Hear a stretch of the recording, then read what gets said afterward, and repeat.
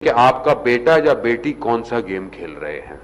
एक हमारे दोस्त में गया एक मुल्क में, उन्होंने बताया कि मेरा बेटा थोड़े थोड़े दिनों बाद मुझसे क्रेडिट कार्ड का नंबर मांग रहा है। तो मैंने उससे पूछा बेटा क्यों मांग रहे हो? कहा वो गेम में चीजें खरीदनी है। कहा बेटा गेम तो फ्री है, आपने डाउनलोड किया? कि नहीं गेम फ्री है, उसके बाद आगे अब कुछ भी करना है तो पैसे देने पड़ जाते हैं।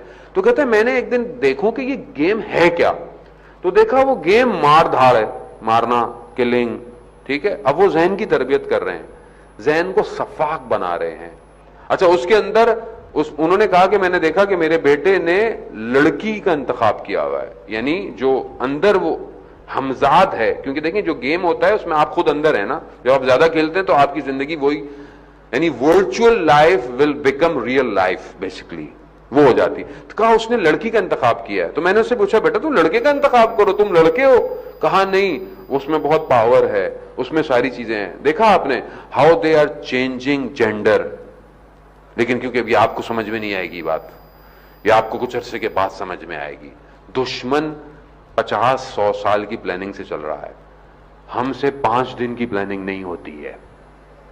अगर हम चाहते हैं कि हमारी औलाद इमाम जमाना की औलाद हो, इमाम जमाना का सिपाही, अज़ीज़ान मोहतरम, हमें चंद चीजों की तरफ, few factors very important. Religious factor तरबियत में बहुत इंपॉर्टेंट है, दीन होना बहुत जरूरी है।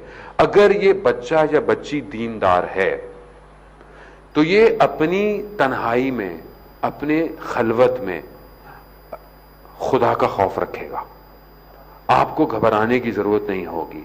आप एक बच्चे को खुदा उसके वजूद में पेनिट्रेट कर दें, वो चाहे दुनिया के किसी भी मकाम में होगा, वो खुदा के आगे हाजिर रहेगा। दीन बहुत जरूरी है। दूसरी, उसको इखलाक सिखाएं। इखलाक की टीचिंग बहुत इंपॉर्टेंट है। इखलाक क्यों इंपॉर्टेंट है? इखलाक इसलिए है कि आप एक ऐसी कम्युनिटी में रहते हैं जहां मुस्लिम भी है, नॉन मुस्लिम भी है, क्रिश्चियन भी है, हिंदू भी है, दूसरे लोग भी रहते हैं। जब आप इनके साथ उठेंगे बैठेंगे तो यहां आपको आपका इखलाक जो है वो कामयाब करेगा।